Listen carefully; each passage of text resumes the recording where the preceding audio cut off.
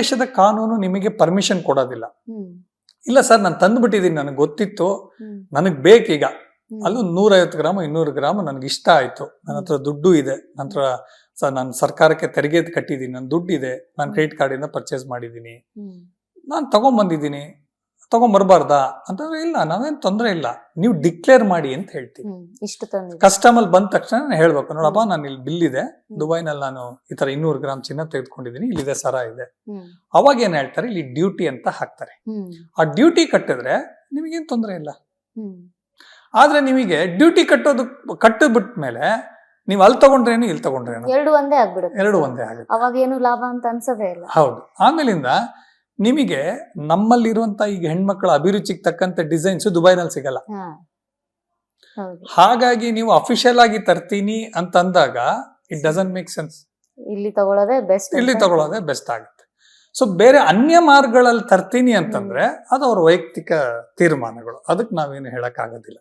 So ಈ ಅನ್ಯ ಮಾರ್ಗ ಅಂತಂದಾಗ, ಸೊ ಈಗ ಗೋಲ್ಡ್ ಸ್ಮಗ್ಲಿಂಗ್ ಆ ತರ ಎಲ್ಲ ಕೇಸಸ್ ತುಂಬಾ ಕೇಳಿದೀವಿ. ಸೊ ಅವರು ಚಿನ್ನ ತಂದು ಇಲ್ಲಿ ಯಾವ ರೀತಿ ಅದನ್ನ ಮಾರ್ಕೆಟ್ ಅಲ್ಲಿ ಸರ್ಕ್ಯುಲೇಟ್ ಮಾಡ್ತಾರೆ, ಯಾವ ರೀತಿ ವ್ಯವಹಾರ ಮಾಡ್ತಾರೆ ಅಂತ. ಯಾಕಂದ್ರೆ ಅವರು ಕಸ್ಟಮ್ಸ್ ಕಟ್ಟಿರಲ್ಲ ಯಾವುದೇ ರೀತಿ. ಸೊ ಹೀಗಾಗಿ ಅದು ವ್ಯಾಲಿಡ್ ಆಗುತ್ತಾ, ಇಂಡಿಯಾದಲ್ಲಿ ಅದನ್ನ ಪರ್ಚೇಸ್ ಮಾಡೋರು, ಸೊ ಹೇಗೆ ಅಂತ. ಈ ಅನ್ಯ ಮಾರ್ಗದಲ್ಲಿ ತರೋದು ಇವತ್ತಿಂದ ಇಲ್ಲ, ಬಹಳ ವರ್ಷಗಳಿಂದ ಇದೆ, ಶತಮಾನಗಳಿಂದ ಇದೆ, ಮುಂಚೆಯಿಂದಾನು ಇದೆ ಅಂತ ಹೇಳ್ಬೋದು. ಸರ್ಕಾರ ಬಂದು ತೆರಿಗೆ ಬಂದಾಗ್ಲಿಂದನೂ ಸ್ಮಗ್ಲಿಂಗ್ ಇದೆ ಅಂತ ನಾವು ಹೇಳ್ಬೋದು. ಎಲ್ಲಿ ರೂಲ್ಸ್ ಇರುತ್ತೋ ಅದನ್ನ ಬ್ರೇಕ್ ಮಾಡೋದಕ್ಕೆ ಟ್ರೈ ಮಾಡ್ತಾನೆ ಇರ್ತಾರೆ. ಇವ್ರು ಯಾಕೆ ಆ ರೀತಿ ಮಾಡ್ತಾರೆ, ಯಾಕೆ ಮಾಡಬೇಕು ಅಂತಂದ್ರೆ, ನಾನು ಈಗಾಗಲೇ ಹೇಳ್ದಾಗೆ ಅವರು 1 kg ಚಿನ್ನ ತಂದ್ರು ಅಂತ ತಿಳ್ಕೊಳ್ಳಿ ಹೊರದೇಶದಿಂದ. ಇಲ್ಲಿ ಅವರು ಟ್ಯಾಕ್ಸ್ ಕಟ್ಟಲ್ಲ, ಡ್ಯೂಟಿ ಕಟ್ಟಲ್ಲ, ಸೊ ಅದೇ 13% ಆಗೋಯ್ತು. ಅಲ್ಲಿ ಬೆಲೆ ಕಡಿಮೆ ಇರುತ್ತೆ. ಆಮೇಲೆ ಇಲ್ಲೇನಾಗುತ್ತಪ್ಪ ಅಂತಂದ್ರೆ ಜನಕ್ಕೆ ಅವಶ್ಯಕತೆ ಇರುತ್ತೆ. ಹೇಗೆ, ನಮ್ಮ ದೇಶದಲ್ಲಿ ಜನರ ಬಳಿ ಕಾನೂನು ರೀತಿ ಅಲ್ಲದೆ ಬೇರೆ ರೀತಿ ದುಡ್ಡು ಬರ್ತಾ ಇದೆ. ಅಂದ್ರೆ ನಾವು ಒಂದು ಮನೆ ಮಾರಿದಾಗ ಅಲ್ಲಿ ನಾವು ತೋರಿಸೋ ಬೆಲೆ ಬೇರೆ, ಮಾರೋ ಬೆಲೆ ಬೇರೆ ಇರುತ್ತೆ. ಮತ್ತು ಬಹುದೊಡ್ಡ ಕಾರಣ ಅಂದ್ರೆ ಕರಪ್ಷನ್, ನಮ್ಮ ದೇಶದಲ್ಲಿರುವಂತಹ ಭ್ರಷ್ಟಾಚಾರ. ಆ ಭ್ರಷ್ಟಾಚಾರ ಎಲ್ಲ ಏನಪ್ಪಾ ಅಂದ್ರೆ ಹಣದ ರೂಪದಲ್ಲೇ ನಡೆಯುತ್ತೆ. ಅಲ್ಟಿಮೇಟ್ಲಿ ಹಣ ಭ್ರಷ್ಟಾಚಾರಕ್ಕೆ ಕಾರಣ ಮತ್ತು ಹಣ ರೂಪದಲ್ಲಿ ಇರುತ್ತೆ.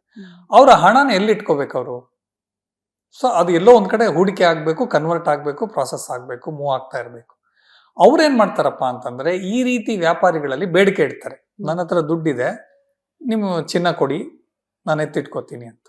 ಸೊ ಈ ರೀತಿ ತಂದಂತಹ ಜನ ಏನ್ ಮಾಡ್ತಾರಪ್ಪ ಅಂತಂದ್ರೆ ಅವ್ರಿಗೇನಪ್ಪಾ ಅಂತಂದ್ರೆ ಇವತ್ತಿನ ಬೆಲೆಗೆ, ಯಾಕಂದ್ರೆ ಚಿನ್ನಕ್ಕೆ ಏನ್ ಬೆಲೆ ಇರುತ್ತೋ ಇವತ್ತು ಭಾರತದಲ್ಲಿ ಅದೇ ಬೆಲೆಗೆ ಕೊಟ್ಟು ನಾನು ತೆಗೆದುಕೊಳ್ತೀನಿ. ಬಟ್ ಅವ್ನು ದುಬೈಯಿಂದ ತೆಗೆದುಕೊಂಡು ಬಂದಾಗ ಸುಮಾರು 15% ಡಿಫರೆನ್ಸ್ ಇರುತ್ತೆ. ಅಂದ್ರೆ ಇವತ್ತಿನ ಬೆಲೆ 1 ಕೋಟಿ ಅಂತ ತಿಳಿದ್ರೆ 1 kgಗೆ ನೇರವಾಗಿ ಅವ್ರಿಗೆ 20 ಲಕ್ಷ ಲಾಭ ಆಗುತ್ತೆ. ಸೊ ಹಾಗಾಗಿ ಜನ ಅದರಲ್ಲಿ ಇನ್ವಾಲ್ವ್ ಆಗ್ತಾ ಹೋಗ್ತಾರೆ. ಮತ್ತು ಇಲ್ಲಿ ಬೇಡಿಕೆ ಇರುವಾಗೆಲ್ಲ ಅದನ್ನ ತರ್ತಾನೆ ಇರ್ತಾರೆ. ಇಲ್ಲಿ ಯಾರು ಕೇಳಲಿಲ್ಲ ಅಂದ್ರೆ ಆ ರೀತಿ ಸಾಹಸಕ್ಕೆ ಯಾರು ಕೈ ಹಾಕೋದಿಲ್ಲ. ಸೊ ನಮ್ಮಲ್ಲಿರುವಂತ ಸಮಸ್ಯೆ ಅವ್ರಿಗೊಂದು ಆಪರ್ಚುನಿಟಿ ಅಷ್ಟೇ. ಸೊ ಈಗ ವ್ಯಾಪಾರಸ್ಥರು ಏನಿರ್ತಾರೆ, ಈ ಸ್ಮಗ್ಲಿಂಗ್ ಮಾಡೋರು, ಅವ್ರ ಹತ್ರ ಖರೀದಿ ಮಾಡಿ ಪ್ರಾಫಿಟ್ ಅನ್ನ ಮಾಡ್ಕೋತಾರೆ. ಬಟ್ ಅವ್ರಿಗೆ ಯಾರು ಕೇಳಲ್ವಾ ಅಂತ ವ್ಯಾಪಾರಸ್ಥರು, ನಿಮ್ಗೆ ಎಲ್ಲಿಂದ ಚಿನ್ನ ಬಂತು, ನೀವ್ ಹೆಂಗೆ ಒಡವೆ ತಯಾರು ಮಾಡಿದ್ರಿ, ಅದಕ್ಕೇನು ಪ್ರೂಫ್ಸ್ ಡಾಕ್ಯುಮೆಂಟ್ಸ್ ಏನು ಕೇಳಲ್ವಾ? ನೋಡಿ, ಇದು ಚಾನಲ್ ಏನಾಗತ್ತಪ್ಪ ಅಂತಂದ್ರೆ ಎಲ್ಲೂ ಲೆಕ್ಕಕ್ಕೆ ಬರೋದೇ ಇಲ್ಲ. ಅವರು ಹಣ ಕೊಟ್ಟು ಚಿನ್ನ ತೆಗೆದುಕೊಂಡಿರ್ತಾರೆ, ಇವರು ಹಣಕ್ಕೆ ಮಾರ್ತಾರೆ, ಎಲ್ಲೂ ಬಿಲ್ಲೇ ಆಗೋದಿಲ್ವಲ್ಲ, ಟ್ಯಾಕ್ಸೇ ಆಗೋದಿಲ್ವಲ್ಲ. ಸೊ ಹೀಗಾಗಿ ಆತರ ಮಾಡಿ ತಂದ್ರೂ ಪ್ರಾಫಿಟ್ ಆಗುತ್ತೆ, ಸಿಕ್ಕಾಕೊಂಡಾಗ ಮಾತ್ರ ಶಿಕ್ಷೆ ಆಗುತ್ತೆ. ಖಂಡಿತ. ನೋಡಿ, ಲಾ ಬ್ರೇಕ್ ಮಾಡಿದಾಗ ನೋಡಿ ಯಾವತ್ತೋ ಒಂದು ದಿನ ಅವ್ರು ಸಿಕ್ಕಾಕೊಳ್ಳೇಬೇಕು. 1 ಸಲ ಸರಿ, 2 ಸಲ ಸರಿ, 3ನೇ ಸಲ ಅವ್ರು ಸಿಕ್ಕಾಕೊಳ್ತಾರೆ ಕೂಡ. ಸೊ ಇತ್ತೀಚಿನ ದಿನಗಳಲ್ಲಿ ಆಗಿರುವಂತ RS ಅವೆಲ್ಲ ನಮ್ಮ ಮುಂದೆ ನಿದರ್ಶನ ಇದೆ. ಸೊ ಹಾಗಾಗಿ ಸ್ವಲ್ಪ ದಿನ ನಡೆಯುತ್ತೆ, ಮತ್ತೆ ಅದು ಸಿಕ್ಕಾಕೊಳ್ಳೇಬೇಕು. ಬಟ್ ಹೊಸಬ್ರು ಬರ್ತಾನೆ ಇರ್ತಾರೆ, ಯಾಕಂದ್ರೆ ಹಣದ ಆಸೆ, ಯಾಕಂದ್ರೆ ಅವರೆಲ್ಲ ಬಳಸೋದು ಅಮಾಯಕರನ್ನ. ಯಾಕಂದ್ರೆ ಅವ್ರು ಸಿಕ್ಕಾಕೊಂಡ್ರು 1 3 ತಿಂಗಳು 6 ತಿಂಗಳು ಜೈಲ್ಗೆ ಹೋಗಿ ಬರ್ಬೇಕು, ಅದಕ್ಕೆ ತಯಾರಾಗಿರ್ತಾರೆ. ಅವ್ರಿರೋ ಬಡತನ ಆ ತರದಲ್ಲಿ ಈ ಒಂದು ಜನ ಯಾರಿರ್ತಾರೆ, ವ್ಯಾಪಾರಸ್ಥರಿರ್ತಾರೆ, ಅಥವಾ ಅದನ್ನ ಲಾಭ ಮಾಡ್ಕೊಳ್ಳುವಂತ ಸಿಂಡಿಕೇಟ್ ಏನಿರುತ್ತೆ, ಈ ತರದವ್ರನ್ನೇ ಟಾರ್ಗೆಟ್ ಮಾಡಿ ಈ ರೀತಿ ಆಪರೇಟ್ ಮಾಡ್ತಾ ಹೋಗ್ತಾರೆ. ಸೊ ಈಗ ಗೋಲ್ಡ್ ರೇಟ್ ಜಾಸ್ತಿ ಆಗ್ತಾ ಇರೋದಕ್ಕೆ ಸರ್, ಹೆಚ್ಚು ಜನ ಈ ಗೋಲ್ಡ್ ಬಿಸ್ಕೆಟ್ 24 ಕ್ಯಾರೆಟ್ ಬಿಸ್ಕೆಟ್ಸ್ ನ ಖರೀದಿ ಮಾಡ್ತಾ ಇದ್ದಾರೆ. ಸೊ ಅದು ರೀಸೇಲ್ ಅಸೆಟ್ ಯಾವ ತರ ಇರುತ್ತೆ ಅಂತ. ನೋಡಿ, ಬಿಸ್ಕೆಟ್ ಆಭರಣ ಅನ್ನೋದು ನೀವು ಯಾತಕ್ಕೆ ಮಾಡ್ತಾ ಇದ್ದೀನಿ ಅನ್ನೋದ್ರ ಮೇಲೆ ಡಿಪೆಂಡ್ ಆಗ್ತಾ ಹೋಗುತ್ತೆ. ಇತ್ತೀಚಿನ ದಿನಗಳಲ್ಲಿ ಜನಗಳಿಗೆ ಒಂದು ಅಭದ್ರತೆ ಇದೆ. ಅಂದ್ರೆ ನಾನು ಚಿನ್ನನೆಲ್ಲ ಮೇಲೆ ಹಾಕೊಂಡು ಹೋದ್ರೆ ಯಾರೋ ಕಿತ್ಕೊಂಡು ಹೋಗ್ಬಿಡ್ತಾರೆ, ಸಮಸ್ಯೆ ಆಗುತ್ತೆ ಅನ್ನೋದು, ಮತ್ತೆ ಪ್ರದರ್ಶನ ಮಾಡೋದಕ್ಕೆ ಇತ್ತೀಚಿನ ಜನರೇಷನ್ಗೆ ಇಷ್ಟ ಆಗೋದಿಲ್ಲ. ಒಂದು ಕಾಲದಲ್ಲಿ ನಮ್ಮ ತಾಯಿ ಕಾಲದಲ್ಲಿ ಏನಪ್ಪಾ ಅಂತಂದ್ರೆ ಹೆಚ್ಚು ಚಿನ್ನ ಇದ್ರೆ ಅವ್ರ ಮೇಲೆ ಅವ್ರಿಗೊಂದು ಗೌರವ ಸಮಾಜದಲ್ಲಿ ಅನ್ನೋದು ಈ ತರ ಇತ್ತು. ಈಗೇನಾಗಿದೆಪ್ಪ ಅಂತಂದ್ರೆ ಈಗಿರುವಂತಹ ಯುವ ಜನತೆ ಬಹಳಷ್ಟು ಜನ ಅದನ್ನ ಇಷ್ಟಪಡೋದಿಲ್ಲ. ಸಿಂಪಲ್ ಆಗಿರೋ ಒಂದ್ಸರ ಇದ್ರೆ ಸಾಕು, ಒಂದ್ ಬಳೆ ಇದ್ರೆ ಸಾಕು ಅಂತ ಹೇಳ್ತಾರೆ. ಹಾಗಾಗಿ ಅವ್ರ ಚಿನ್ನನ ಈ ಹಿಂದಿನ ದಿನಗಳಿಗಿಂತ ಬೇರೆ ವಿಭಿನ್ನ ರೀತಿಯಲ್ಲಿ ಅಂದ್ರೆ ಹೂಡಿಕೆ ರೀತಿಯಲ್ಲಿ ನೋಡ್ತಾ ಇದ್ದಾರೆ. ಹೂಡಿಕೆ ಅಂತ ಬಂದ ತಕ್ಷಣ ನಾವೇನ್ ಹೇಳ್ತೀವಿ, ಬಿಸ್ಕೆಟ್ ಅಂತಾನೆ ಹೇಳ್ತೀವಿ. ಯಾಕೆಂದ್ರೆ ಆಭರಣ ಮಾಡ್ಬೇಕಾದ್ರೆ ನೀವು ತಗೊಳ್ಬೇಕಾದ್ರೂ ವೇಸ್ಟೇಜು ಅದೆಲ್ಲ ಕೊಡ್ತೀರಾ, ಮೇಕಿಂಗ್ ಚಾರ್ಜಸ್, ಮಾರ್ಬೇಕಾದ್ರೂ ವೇಸ್ಟೇಜ್ ತೆಗಿತಾರೆ. ಹಾಗಾಗಿ ಡಬಲ್ ಲಾಸ್ ಆಗತ್ತೆ ನಿಮ್ಗೆ. ಹಾಗಾಗಿ ಹೂಡಿಕೆ ಅಂತ ಬಂದ ತಕ್ಷಣ ನೀವು ಚಿನ್ನ ತೆಗೆದುಕೊಳ್ಬೇಕು, ಅಥವಾ ಬಿಸ್ಕೆಟ್ ತೆಗೆದುಕೊಳ್ಬೇಕು ಅಂತ ಬರುತ್ತೆ. ಈ ಚಿನ್ನದ ರೇಟ್ ಜಾಸ್ತಿ ಆಗಕ್ಕೆ ಈ ಯುದ್ಧಗಳು ಕಾರಣನಾ ಅಂತ? ಒಂದ್ ಕಡೆ ಅಫ್ಘಾನಿಸ್ತಾನ, ಪಾಕಿಸ್ತಾನ ಇದು ನಡೀತಾ ಇದೆ, ಮತ್ತೆ ಚೀನಾ, ಆಮೇಲೆ ಅಮೆರಿಕ ಕೂಡ ಟ್ಯಾರಿಫ್ ಅನ್ನ ಹೇರಿದೆ. ಸೊ ಇದೆಲ್ಲ ಕೂಡ ಚಿನ್ನದ ರೇಟ್ ಜಾಸ್ತಿ ಆಗಕ್ ಕಾರಣ ಆಗ್ತಿದೆನಾ ಅಂತ? ಅದೇ ಇವಾಗ ನಾವು ಇದಕ್ ಮುಂಚೆ ಏನ್ ಹೇಳಿದ್ವಿಪ್ಪ ಅಂತಂದ್ರೆ ದೇಶದ ಒಳಗಡೆ ಇರೋ ಪರಿಸ್ಥಿತಿಗಳು ಯಾವುದು ಚಿನ್ನದ ಬೆಲೆ ಆಗೋದಕ್ಕೆ ಅಂತ, ಜಾಸ್ತಿ ಆಗೋದಕ್ಕೆ ಅಂತ. ಈಗ ದೇಶದ ಹೊರಗಡೆ ಯಾವ್ಯಾವ ಕಾರಣಗಳು ಅಂತಂದ್ರೆ, ಮೊದಲನೇದಾಗಿ ಅದು ಎಷ್ಟು ಮ್ಯಾನುಫ್ಯಾಕ್ಚರ್ ಆಗ್ತಾ ಇದೆ, ಉತ್ಪಾದನೆ ಆಗ್ತಾ ಇದೆ, ಮತ್ತೆ ಎಷ್ಟು ಬೇಡಿಕೆ ಇದೆ. ಇನ್ನು ಈ ಹೂಡಿಕೆದಾರರಲ್ಲಿ ಏನಾಗಿರುತ್ತಪ್ಪ ಅಂತಂದ್ರೆ, ಬಹಳ ಹೆಚ್ಚು ಜನ ಏನ್ ಮಾಡ್ತಾರೆ, ಈ ಶೇರ್ ಮಾರ್ಕೆಟ್ನಲ್ಲಿ ಹೂಡಿಕೆ ಮಾಡಿ ಲಾಭ ಮಾಡ್ತಾ ಇರ್ತಾರೆ. ಅವರಿಗೆ ಏನಾದ್ರೂ ಇಲ್ಲ ಈ ಶೇರ್ ಮಾರುಕಟ್ಟೆ ಕ್ರಾಶ್ ಆಗತ್ತೆ, ಸಮಸ್ಯೆ ಇದೆ ಅಂತ ತೋರ್ದ ತಕ್ಷಣನೇ ಅವ್ರೇನ್ ಮಾಡ್ತಾರೆ, ಅವರ ಹೂಡಿಕೆನೆಲ್ಲ ಏನ್ ಮಾಡ್ತಾರೆ, ಚಿನ್ನಕ್ಕೆ ಪರಿವರ್ತನೆ ಮಾಡ್ತಾ ಹೋಗ್ತಾರೆ. ಸೊ ಅವಾಗ ಬೇಡಿಕೆ ಜಾಸ್ತಿ ಆಗುತ್ತೆ, ತಕ್ಕಂತ ಬೆಲೆ ಜಾಸ್ತಿ ಆಗ್ತಾ ಹೋಗುತ್ತೆ. ಅವ್ರಿಗೆ ಯಾತಕ್ಕೆ ಭಯ ಬರಬೇಕು ಅಂತಂದ್ರೆ, ಆ ಎಕಾನಮಿ ಕ್ರಾಶ್ ಆಗುತ್ತೆ, ಆ ದೇಶದ ಆರ್ಥಿಕತೆ ಕುಸಿಯುತ್ತೆ ಅಂತ ಭಯ ಬಂದಾಗ, ಸೂಚನೆ ಬಂದಾಗ, ಅವ್ರಿಗೆ ಮಾಹಿತಿ ಬಂದಾಗ ಏನ್ ಮಾಡ್ತಾರಪ್ಪ ಅಂತಂದ್ರೆ, ಅವ್ರು ಮೆಲ್ಲಕ್ಕೆ ಅವ್ರು ಇರುವಂತ ಹಣವನ್ನ ಷೇರು ಮಾರುಕಟ್ಟೆಯಿಂದ ತೆಗೆದುಕೊಂಡು ಚಿನ್ನಕ್ಕೆ ಹೋಗ್ತಾರೆ. ಚಿನ್ನಕ್ಕೆ ಯಾಕೆ ಹೋಗ್ಬೇಕು ಅಂತಂದ್ರೆ, ಬೇರೆ ಇನ್ಯಾವುದೂ ಲೋಹ ಅಥವಾ ಬೇರೆ ಯಾವುದೇ ಆಪ್ಷನ್ ಇಲ್ಲ ಅವ್ರಿಗೆ. ಚಿನ್ನ ಸದಾಕಾಲ ಅವ್ರಿಗೇನಪ್ಪಾ ಅಂತಂದ್ರೆ, ಈ ಇನ್ಫ್ಲೇಷನ್ ಅಂತ ಹೇಳ್ತೀವಿ, ಅಂದ್ರೆ ನಮ್ಮ ದೇಶದಲ್ಲಿ ಸರಾಸರಿ 7% ಬೆಲೆ ಜಾಸ್ತಿ ಆಗ್ತಾ ಹೋಗುತ್ತೆ ವಸ್ತುಗಳ ಬೆಲೆ ಅಂತ. ಉದಾಹರಣೆಗೆ ನೀವು ಒಂದು 10 ವರ್ಷದ ಹಿಂದೆ 100 ರೂಪಾಯಿ ಕೊಟ್ಟು ಒಂದು ವಸ್ತು ತೆಗೆದುಕೊಂಡಿದ್ದೀನಿ ಅಂತಂದ್ರೆ, ಇವತ್ತು ಅದ್ರ ಬೆಲೆ ಅಂದಾಜು 170 ರೂಪಾಯಿ ಇರುತ್ತೆ. ಅಂದ್ರೆ ಪ್ರತಿ ವರ್ಷ 7% ಜಾಸ್ತಿ ಆಗಿರುತ್ತೆ ಅಂತ.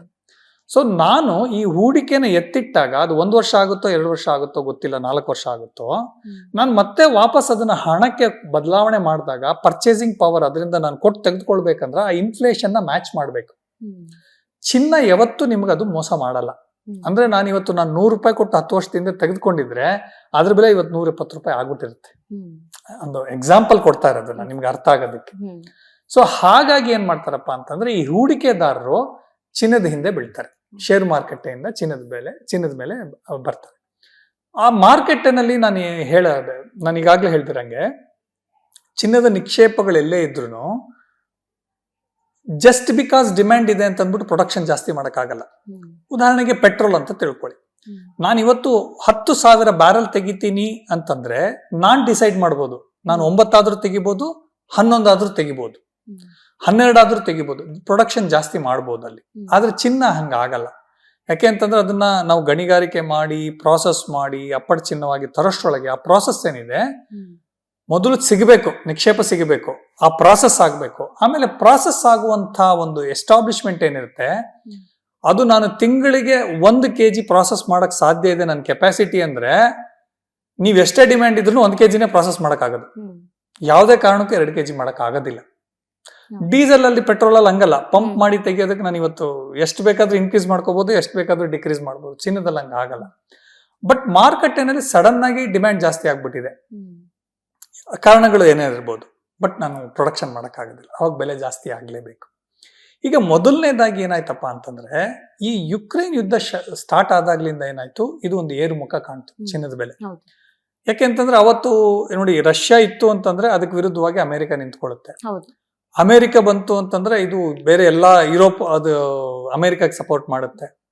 ಸೊ ರಷ್ಯಾಗೆ ಚೈನಾ ಸಪೋರ್ಟ್ ಮಾಡುತ್ತೆ, ಇರಾನ್ ಸಪೋರ್ಟ್ ಮಾಡುತ್ತೆ. ಸೊ ಹಾಗಾಗಿ ಇವತ್ತಿನ ದಿನಗಳಲ್ಲಿ ಯುದ್ಧ ಅನ್ನೋದು ಕೇವಲ 2 ರಾಷ್ಟ್ರಗಳ ಮಧ್ಯೆ ನಡೆಯೋದಿಲ್ಲ. ಉದಾಹರಣೆಗೆ ಇರಾನ್ ಅನ್ನೋದು ಸುಮಾರು 15-20 ವರ್ಷ ಯುದ್ಧ ಮಾಡ್ಕೊಂಡ್ರು, ಯಾರು ತಲೆನೇ ಕೆಡ್ಸ್ಕೊಳ್ಳಿಲ್ಲ ಅದನ್ನ, ಅವ್ರವ್ರವ್ರು ಹೊಡೆದಾಡ್ಕೋತಾ ಇದ್ರು. ಬಟ್ ಇವತ್ತಿನ ಪರಿಸ್ಥಿತಿ ಹಾಗಿಲ್ಲ. ಸೊ ಹಾಗಾಗಿ ಯುಕ್ರೇನ್ ಯುದ್ಧ ಸ್ಟಾರ್ಟ್ ಆದ ತಕ್ಷಣ ಏನಾಯ್ತಪ್ಪ ಅಂತಂದ್ರೆ ಇದು ಏರ್ಮುಖ ಆಯ್ತು. ಅಲ್ಲೇನೋ ಪ್ರಾಬ್ಲಮ್ ಆಗುತ್ತೆ ಅಂತ ಅನ್ಕೊಂಡು ಶೇರ್ ಮಾರ್ಕೆಟ್ ಬಿತ್ತು, ಚಿನ್ನಕ್ಕೆ ಜಾಸ್ತಿ ಆಯ್ತು. ಆದ್ರೆ ಅದು ನಡೀತಾನೆ ಹೋದಾಗ ಬೇರೆ ಯಾವ ರಾಷ್ಟ್ರಗಳು ಭಾಗಿ ಆಗದೆ ಇರುವಾಗ ಏನಾಯ್ತಪ್ಪ ಅಂತಂದ್ರೆ ಮತ್ತೆ ಶೇರ್ ಮಾರ್ಕೆಟ್ ಸ್ಟೆಬಿಲೈಸ್ ಆಯ್ತು. ಅಷ್ಟ್ರೊಳಗೆ ಏನಾಯ್ತು, ಇಸ್ರೇಲು, ಈ ಗಾಜಾ ಪಟ್ಟಿದ್ದು ಅವ್ರದ್ದೆಲ್ಲ ಜೆರುಸಲೇಮ್ ಅದ್ರದ್ದೆಲ್ಲ ಸಮಸ್ಯೆ ಶುರುವಾಯ್ತು.